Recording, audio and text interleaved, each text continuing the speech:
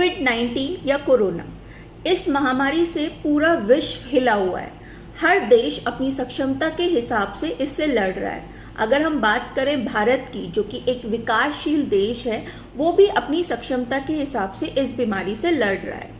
इस बीमारी से लड़ने के लिए इंडियन गवर्नमेंट ने एक ऐप बनाया है जिसका नाम है आरोग्य सेतु ऐप। आप लोगों में से बहुत सारे लोग इस ऐप के बारे में जानते होंगे, लेकिन इस ऐप के बारे में बताने से पहले मैं उन लोगों से बात करना चाहूंगी जो लोग इस बीमारी को अभी भी सीरियसली नहीं ले रहे हैं। तो पहली चीज, क्या आपने कभी देखा है कि गवर्नमेंट ने किसी डिजीज से लड़ने के लिए, किसी बीमारी से लड़ने के लिए कोई ऐप बनाया है? दूसरी चीज, जब भी आप किसी को फोन मिला रहे हैं तो उस टाइम एक कॉलर ट्यून बजती है जिसमें कोरोना के बारे में बताया जा रहा है। तो कभी भी आपने अपने लाइफ टाइम में देखा है, या आप अपने पेरेंट्स से पूछिए, ग्रैंड पेरेंट्स से पूछिए कि उन्होंने कभी लाइफ टाइम में ऐसा देखा है कि गवर्नमेंट को ये सब करना पड़ा हो, तो आपको पता लगेगा कि ये बीमारी कितनी ज्यादा घातक है। तो चलिए अब बात करते हैं कि हमें ये ऐप बनाने की जरूरत क्यों पड़ी। तो अगर हम बात करें टेक्नोलॉजिकल डिपार्टमेंट की, तो उन लोगों का कहना है कि अगर हमें 50 मिलियन पॉपुलेशन के पास ये न्यूज़ पहुंचानी है, तो हम अगर फ़ोन का यूज़ करते हैं तो हमें 75 ईयर्स लग जाएंगे। अगर यही बात हम रेडियो के थ्रू पहुंचाना चाहते हैं तो 38 ईयर्स। ऐसे ही उन्होंने डिफरेंट मेजर्स पे इसको मेज़र किया है। लेकिन अगर हम बात करें आरोग्य सेतु ऐप की, तो इससे हम with in 13 days 50 million population के पास पहुंच पाए हैं, जो कि एक बहुत अच्छा सिंबल। आरोग्य सेतु ऐप है क्या, इसके थ्रू क्या होता है? आपको मैंने अपनी एक प्रीवियस वीडियो में बताया था कि कोरोना के लिए बहुत सारे मिथ्स हैं हमारी सोसाइटी में। तो आरोग्य सेतु ऐप उन मिथ्स से आपको बचने के लिए बहुत सारी चीजें, बहुत सारी इंफॉर्मेशन प्रोवाइड कराता है। इसके साथ ही साथ आप इस ऐप के थ्रू जो भी अपडेटेड न्यूज हैं वो भी ले सकते हैं। साथ में आपके एरिया में कितनी दूर आपसे कोई कोविड पॉजिटिव पेशेंट बैठा हुआ है, आप ये भी इसके थ्रू देख सकते हैं। तो बेसिकली ये ऐप बनाने का फंडा जो है गवर्नमेंट का, वो है पॉपुलेशन को, हमारी इंडियन जो जनता है उसको अवेयर करना और उसको नॉलेज देना रिगार्डिंग कोरोना। चलिए अब बात करते हैं कि इसको यूज कौन कर सकता है। जिसके पास भी स्मार्टफोन है या फिर Apple based phone, Android phone है, वो लोग इसको यूज कर सकते हैं। इसको यूज करना बहुत आसान है।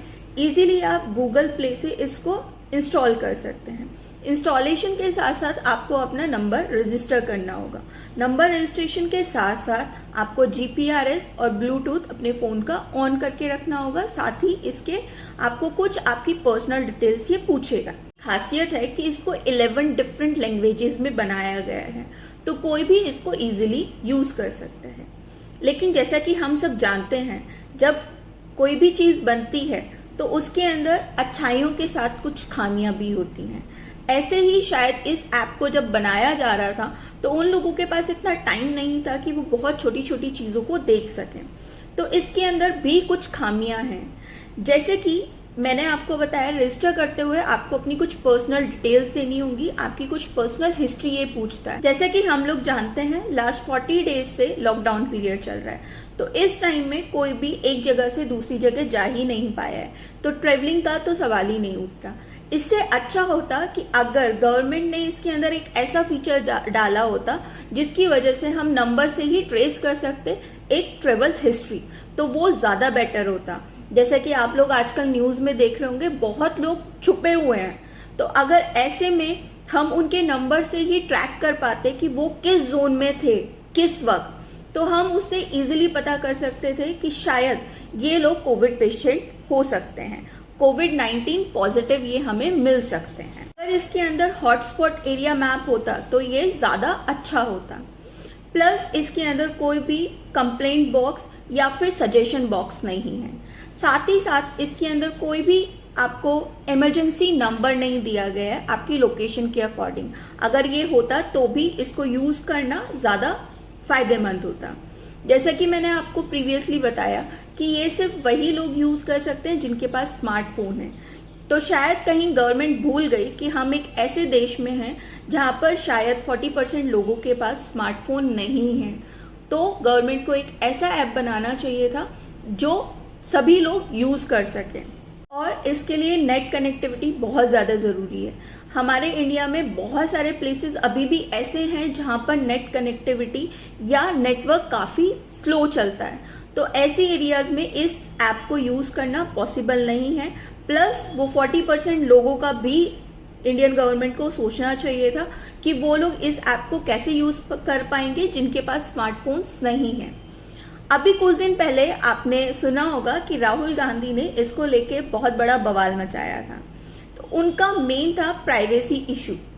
तो ये चीज़ है कि इस ऐप में थोड़ा पर्सनल सिक्योरिटी को लेके इश्यूज हैं, लेकिन अगर इसको दूसरे तरीके से देखा जाए तो क्रिमिनल बेसिस जो भी क्राइम होते हैं, अगर हम उस बेसिस पे इस ऐप को देखें तो शायद हमें बहुत ज़्यादा हेल्प मिलेगी। आगे आने वाले टाइम में हम क्राइम्स को बचा सकते हैं। मुझे लगता है कि इसके अंदर उन्हें एक फीचर रखना चाहिए था जिसमें होम और आउटसाइड, कि आप घर पर हैं या बाहर हैं, आप अपनी सिचुएशन बता सकें कि आप किसी परेशानी में तो नहीं हैं। जैसे कि अभी हो रहा है, गवर्नमेंट को यही नहीं पता है कि कितने लोग कहाँ फंसे हुए हैं, तो इस ऐप के थ्रू इजीली पता लग सकता था कि कितने लोग मुसीबत में हैं, उनको इजीली हम लोग बचा सकते थे या उनकी हेल्प कर सकते। और इसकी सबसे बड़ी खामी कि इसको चलाते वक्त आपको अपना GPRS और अपना ब्लूटूथ फोन का ऑन करके रखना पड़ेगा, जिसकी वजह से फोन की बैटरी बहुत जल्दी ड्रेन करेगी।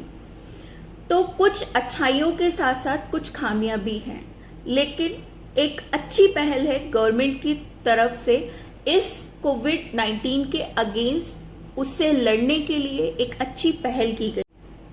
तो जिन लोगों ने अभी तक इस ऐप को इंस्टॉल नहीं किया है, मेरी रिक्वेस्ट है प्लीज़ वो लोग इस ऐप को इंस्टॉल करें, जिससे कि आप कोविड-19 के लिए जो भी अपडेटेड न्यूज़ हैं, जो भी अपकमिंग चीज़ें गवर्नमेंट कर रही है, वो आपके डायरेक्ट आप उसको इस ऐप के थ्रू देख सकें।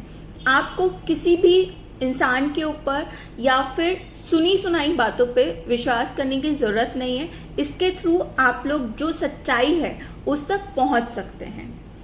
So please be at home, stay safe and healthy, keep social distancing, say no to domestic violence। खुश रहिए, सबको खुश रखिए। जय हिंद। मिलते हैं मेरी नेक्स्ट वीडियो में। Thanks for watching.